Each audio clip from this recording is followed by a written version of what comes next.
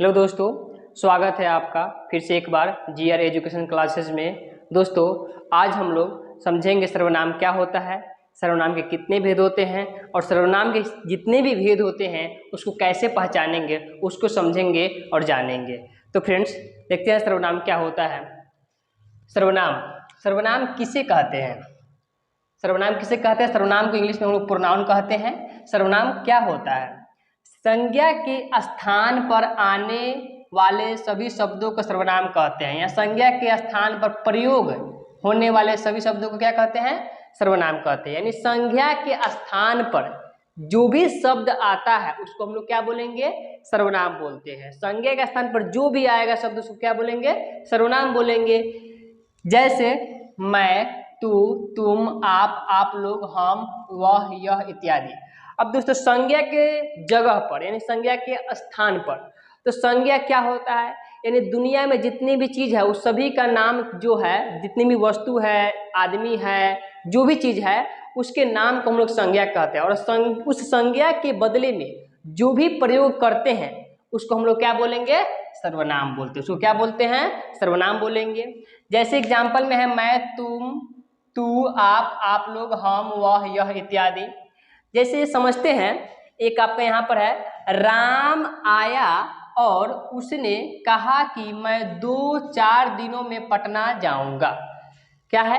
राम आया और उसने कहा कि मैं 2-4 दिन में पटना जाऊंगा। अब देखिए यहाँ पर ये राम, राम क्या है? तो राम क्या है तो अभी बताए कि कोई भी नाम क्या कहलाएगा? संज्ञा कहलाएगा। संज्ञा का वीडियो इसके पहले बना चुके हैं हम और समझा चुके हैं, बहुत ही अच्छे तरीके से समझाए हैं। आपको इस वीडियो में के डिस्क्रिप्शन में जो होता है उसका लिंक मिल जाएगा, आप चाहे तो देख सकते हैं। तो राम जो है क्या है? संज्ञा है। और वाक्य है राम आया और उसने कहा कि मैं 2-4 दिनों में पटना जाऊंगा। तो राम संज्ञा हो गया। अब देखिए यहाँ पे राम आया और उसने कहा। किसने कहा? उसने कहा। उसने का मतलब किसने कहा? राम ने कहा। अब राम तो संज्ञा है, लेकिन राम के जगह पर क्या लिखा गया? उसने। तो वही ना बोला गया है सर्वनाम क्या होता है। तो संज्ञा के जगह पर जो भी हम प्रयोग करते हैं उसको क्या बोलते हैं? सर्वनाम बोलते हैं। अब बताइए, राम संज्ञा है और राम के जगह पर हम क्या प्रयोग किए? उसने प्रयोग किए, तो ये क्या कहलाएगा? ये कहलाएगा सर्वनाम। ये क्या कहलाएगा? सर्वनाम। फिर आगे देखिए, कहा कि मैं 2-4 दिन में पटना जाऊंगा। मैं यानी कौन 2-4 दिन में पटना जाएगा? राम जाएगा। राम संज्ञा है और संज्ञा के स्थान पर क्या लिखे हैं? मैं का मतलब राम, तो मैं भी क्या कहलाएगा? यहाँ पर मैं भी हो जाएगा सर्वनाम। समझे दोस्तों? तो इससे सर्वनाम का परिभाषा सटीक बैठता है। संज्ञा के स्थान पर प्रयोग होने वाले शब्द को क्या कहते हैं? सर्वनाम कहते हैं। जैसे में आपको समझ में आ गया, राम आया और उसने कहा कि मैं 2-4 दिन में पटना जाऊंगा, तो राम क्या हो जाएगा यहाँ पर? संज्ञा। और उसके बदले में उसने आया है वो सर्वनाम हो जाएगा, और फिर मैं आया है वो भी क्या हो जाएगा? सर्वनाम हो जाएगा। अब देखते हैं सर्वनाम के भेद। सर्वनाम के कितने भेद होते हैं? सर्वनाम के 6 भेद होते हैं। कितने भेद होते हैं सर्वनाम के? सर्वनाम के 6 भेद होते हैं। कौन कौन होते हैं 6 भेद? देखिए, पहला होता है पुरुषवाचक सर्वनाम। पहला क्या होता है? पुरुषवाचक सर्वनाम। दूसरा निश्चयवाचक, तीसरा अनिश्चयवाचक, चौथा प्रश्नवाचक सर्वनाम, पांचवा निजवाचक सर्वनाम और छठा होता है संबंधवाचक सर्वनाम। सर्वनाम के कितने भेद होते हैं? सर्वनाम के 6 भेद होते हैं। कौन कौन होते हैं? पुरुषवाचक सर्वनाम, निश्चयवाचक सर्वनाम, अनिश्चयवाचक सर्वनाम, प्रश्नवाचक सर्वनाम, निजवाचक सर्वनाम और संबंधवाचक सर्वनाम होता है। अब हम लोग समझेंगे कि पुरुषवाचक सर्वनाम क्या होता है और किसे कहते हैं, इसके कितने भेद होते हैं और इसको हम लोग कैसे पहचानेंगे। पुरुषवाचक सर्वनाम क्या होता है, पुरुषवाचक सर्वनाम के भेद को अब हम लोग देखेंगे। पुरुषवाचक सर्वनाम, पुरुषवाचक सर्वनाम किसे कहते हैं? स्त्रीलिंग और पुल्लिंग के नाम के बदले आने वाले शब्द को पुरुषवाचक सर्वनाम कहते हैं। किसे कहते हैं? पुरुषवाचक सर्वनाम। स्त्रीलिंग और पुल्लिंग के बदले यानी महिला एवं पुरुष के बदले जो शब्द आते हैं उसको हम लोग क्या बोलते हैं? पुरुषवाचक सर्वनाम बोलते हैं। पुरुषवाचक सर्वनाम के कितने भेद होते हैं? पुरुषवाचक सर्वनाम के जो होते हैं 3 भेद होते हैं। कितने भेद होते हैं पुरुषवाचक सर्वनाम के? 3 भेद। कंफ्यूज मत होइएगा। सर्वनाम के कितने भेद? 6 भेद। और पुरुषवाचक सर्वनाम के कितने भेद? इसका आधा यानी 3 भेद। कितने भेद? 3 भेद। पुरुषवाचक सर्वनाम के कितने भेद होते हैं? 3 भेद होते हैं। और वो कौन कौन होते हैं? तो पहला होता है उत्तम पुरुष, दूसरा होता है मध्यम पुरुष और तीसरा होता है अन्य पुरुष। कौन कौन से भेद होते हैं? उत्तम पुरुष, मध्यम पुरुष और अन्य पुरुष होते हैं। अब देखते हैं उत्तम पुरुष क्या होता है।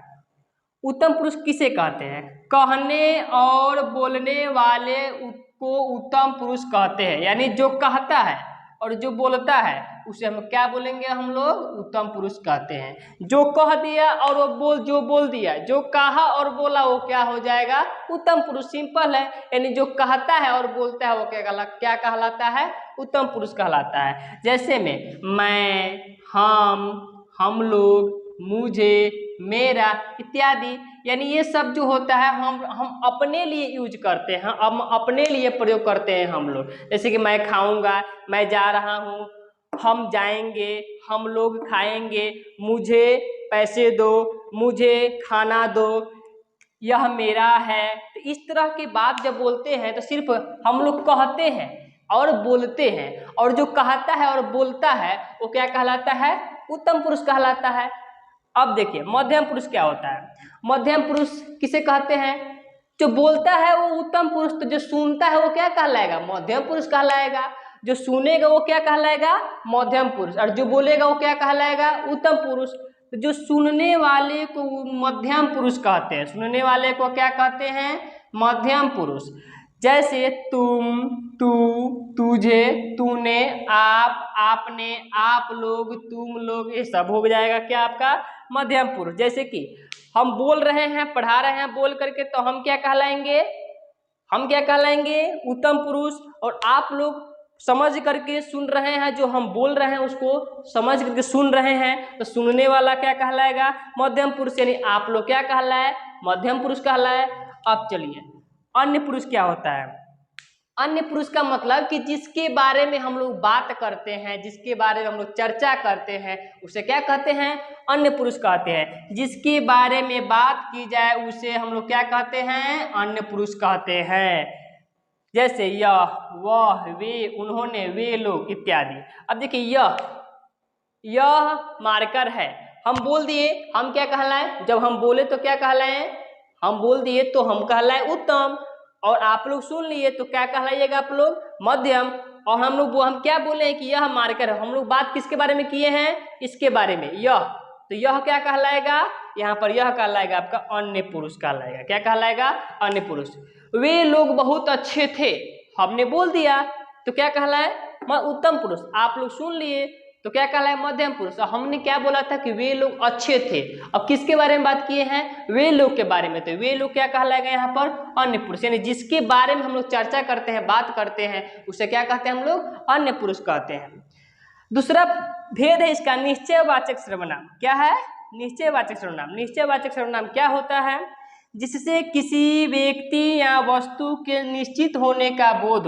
निश्चित का मतलब सही। निश्चित का मतलब क्या होता है? सही, कि हाँ ये बात सच्चा होना चाहिए। सच बोलते हैं उसको निश्चित का मतलब।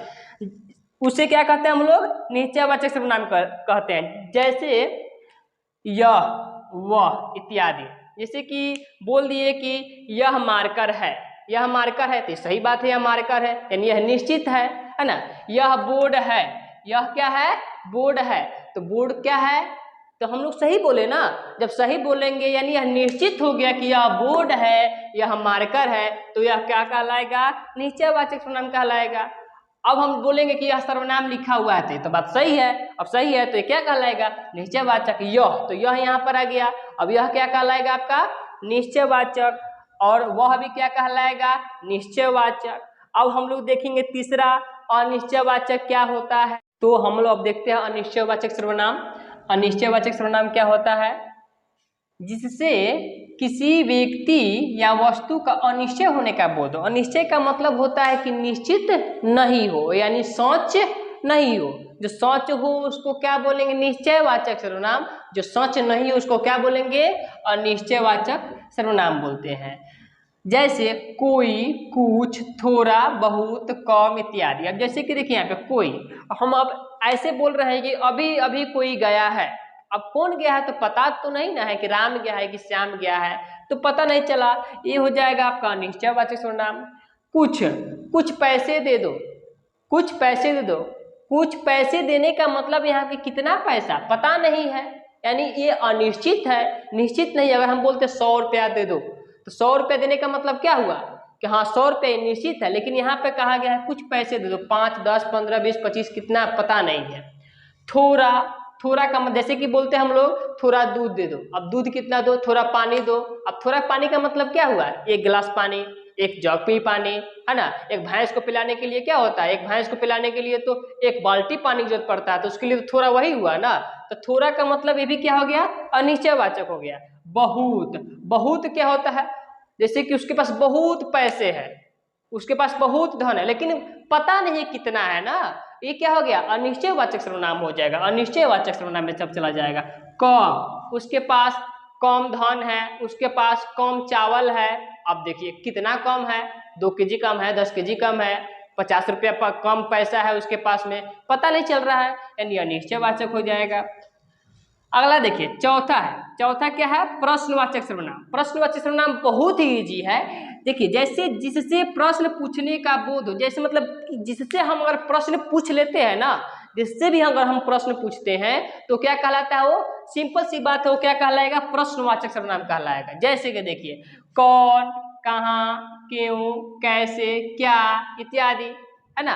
किस लिए, कैसे, वह कहाँ जा रहा है, वह कौन है, वह कैसे है, वह क्यों जा रहा है, वह क्यों खा रहा है, मतलब जितना भी हम लोग प्रश्न पूछते हैं सब क्या कहलाता है? प्रश्नवाचक सर्वनाम कहलाता है। पांचवा है निजवाचक सर्वनाम। निजवाचक सर्वनाम का मतलब क्या हुआ?